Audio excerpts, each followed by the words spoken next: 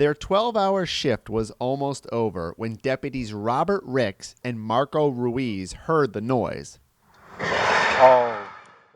It sounded like a car accident, but at 4:30 in the morning, neither deputy saw a crash.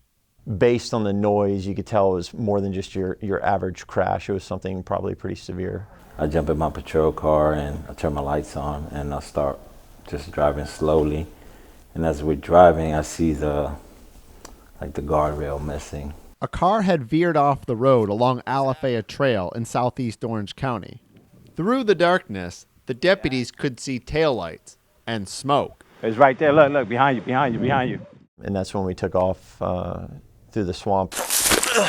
The car had flipped on its side, coming to a stop in a bed of tall grass and mud more than 20 feet from the roadway. We're trying to see who was in the car. Can you hear me? We're trying to wake the person up. We're banging, trying to break a window. The man inside the car wasn't responding. As the deputies peeked in the windows, they noticed a car seat, which is big red flag for us. Just trying to make sure there wasn't a small child there or the child was pinned under him. The driver eventually regained consciousness and was able to tell the deputies he was alone in the car. But now there was another problem. The smoke had grown thicker, and the vehicle was on fire. And that's when Marco and I knew we'd have to act a little bit quicker. Marco, start dragging them out, dude. Come on, the car's on fire, bro. Deputy Ricks attempted to put the fire out. Meanwhile, Deputy Ruiz was trying to pull the man out of the car, but he was stuck. He's like, I'm hurting. I was like, you gotta move, man. You're gonna burn. Hurry up, dude, bro. Your car's on fire. You gotta get out of here. By now, both deputies were pulling on the man, while also keeping an eye on the fire. There's no way I'm going to watch somebody get burned alive in front of me. That's just not an option. We're trying to get him out. We need help. Try to open the door. Right there. Open the door. Open the door. Right I've already wasted a whole extinguisher. It didn't do nothing.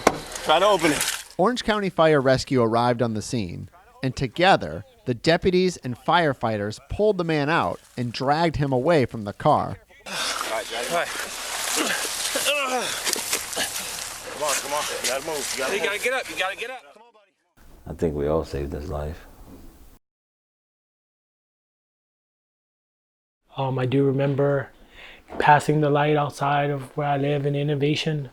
And then from there, pretty much everything is just non-existent. A married father of two, Christopher Tosas was on his way to work when he got into the accident. After he was pulled from the car, Christopher was taken to the hospital. He had a concussion and a few minor scrapes. But I knew that I was alive. I knew that I was able to move. And even though I was in pain, I could feel things. And I knew that I was awake. Christopher has no idea what caused the crash. And according to the Florida Highway Patrol, neither drugs nor alcohol were a factor in the accident. I'm blessed to be here, lucky to be alive. I'm lucky to be able to live my life and get to see my kids. Just how lucky? For starters, Deputy Ricks and Deputy Ruiz typically aren't out on patrol at that time in the morning. It was towards the end of our shift. Usually we're turning in papers.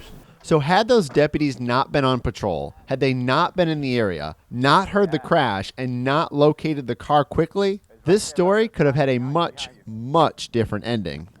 Those are my angels. Those were people that were able to respond quickly. My wife still has a husband that she gets to talk to every day, and it's because them and the way that they reacted. I appreciate it so much. I think God put us in the right place at the right time. And it all worked out for the best.